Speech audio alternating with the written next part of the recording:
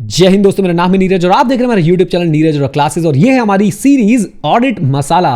उम्मीद करता हूं कि आपने ऑडिट मसाला की पहले की सीरीज की वीडियोस देखी हैं और आज भी बहुत सारी जो है इन्फॉर्मेशन आप लोगों को मिलने वाली है। सबसे पहले वीडियो को लाइक कर दीजिएगा। वीडियो को लाइक टारगेट रखते हैं 500 लाइक्स का। मुझे पूरा विश्वास है आप ये लाइक टारगेट अचीव करा देंगे और इस वीडियो को पूरा एंड तक जरूर देखिएगा। आपके जो भी विचार हो वो नीचे कमेंट बॉक्स में कमेंट करके जरूर बता दीजिएगा। तो आज की वीडियो का जो मुद्दा है वो ये है कि देखो जी, बात ऐसी है कि एक लड़ाई चल रही थी कि जब चार्टर्ड अकाउंटेंट्स के प्रोफेशन को रेगुलेट करने की बारी आती है, उनको डिसिप्लिनरी एक्शन लेने की बारी आती है, चार्टर्ड अकाउंटेंट्स अगर कुछ गलत कर दे तो किसके पास होगी अल्टीमेट अथॉरिटी। और इसको लेकर लड़ाई क्यों चल रही थी? डीएचएफएल का केस आप लोगों ने सुना होगा, दीवान हाउसिंग फाइनेंस का। वहां पे क्या हुआ था कि भाई जब उन्होंने फाइनेंशियल बहुत सारी मिसकंडक्ट हुआ था उस कंपनी के अंदर, तो ऑडिटर के अगेंस्ट एक्शन लिया गया। एक्शन लिया था एनएफआरए ने। एनएफआरए बनी थी 2018 में। अब ऑडिटर्स ने बोला अरे तुम तो आए 2018 में, हमने तो पहले कुछ गलत किया था, या जो भी हुआ था वो तो पहले हुआ था ना, अभी थोड़ा ना हुआ है। आप तो आए 2018 में, आप पुरानी बातों पे कैसे एक्शन ले सकते हो? तो इस बात को लेके कंपनी लॉ ट्रिब्यूनल तक बात पहुंची।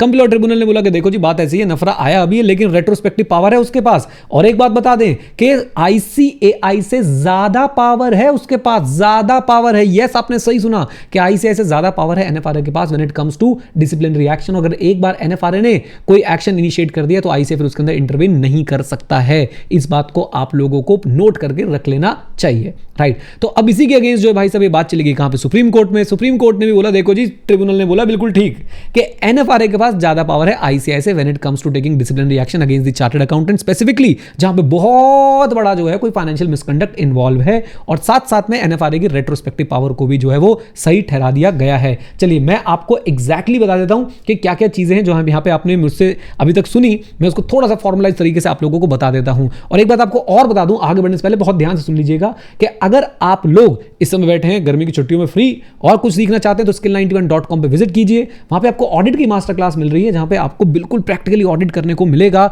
देखने को मिलेगा, सीखने को मिलेगा। उसके अंदर अप्रॉक्सिमेटली 300 स्टूडेंट्स रजिस्टर्ड हैं अभी तक और आप भी हो सकते हैं उस मास्टर क्लास का एक पार्ट और सीख सकते हैं बहुत कुछ। प्राइस बहुत ही कम है, आई थिंक बिलो 999 हमने कुछ प्राइस रखा हुआ है उसका। और भी बहुत सारे कोर्सेज हैं जैसे एक्सेल है, म्यूचुअल फंड मास्टर क्लास वगैरह है। सबको जरा एक्सप्लोर कर लीजिएगा skill91.com पे जाके।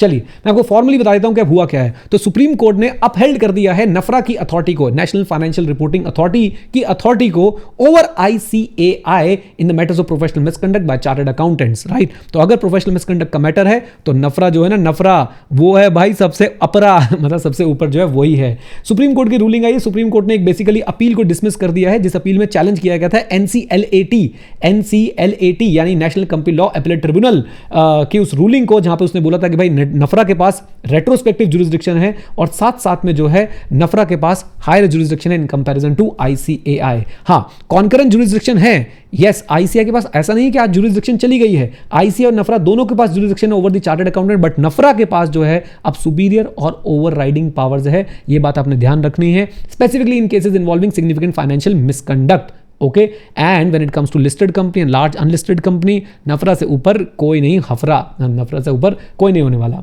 राइट? तो आईसीआई कंटिन्यू करेगा to regulate the profession and handle disciplinary action, लेकिन नफरा जो है वो इंटरवेन कर सकता है सीरियस केसेस में, जिससे आईसीएआई की जुरिसडिक्शन को लिमिट किया जा रहा है एक तरीके से, मतलब इनडायरेक्टली। ओके, इसमें एक दो बातें आपको और बता दूं कि नफरा की कॉन्स्टिट्यूशनल वैलिडिटी पे बहुत बार सवाल जो है वो उठाया गया है कि नफरा कॉन्स्टिट्यूशनली वैलिड है या नहीं है। बहुत सारे क्रिटिक्स हैं जो बोलते हैं कि भाई नफरा की जो रेट्रोस्पेक्टिव जुरिसडिक्शन है ये वैसे भी लीगल प्रिंसिपल्स के अगेंस्ट है। बट इन सब के चलते, इन सब के कंसर्न्स के चलते भी सुप्रीम कोर्ट ने अपहेल्ड किया है नफरा की अथॉरिटी को और बोला है कि देखो जी, इसका जो लीगल फ्रेमवर्क है वो सपोर्ट करता है नफरा के रोल को in ensuring high standards in financial reporting and auditing. In short Supreme Court ने बोला है कि देखो भाई, नफरा जरूरी है और नफरा से आपकी जो स्टैंडर्ड्स हैं, जो क्वालिटी है किसके अंदर, फाइनेंशियल अकाउंटिंग के अंदर, फाइनेंशियल रिपोर्टिंग के अंदर और ऑडिट के अंदर, वो बढ़ती है, राइट? तो यहाँ पे आप लोगों को समझना है कि भाई साहब अब एनएफआरए के पास जो है वो एक सुपीरियर पावर है इन कंपैरिजन टू आईसीआई। और साथ साथ में आपने एक बात और समझनी है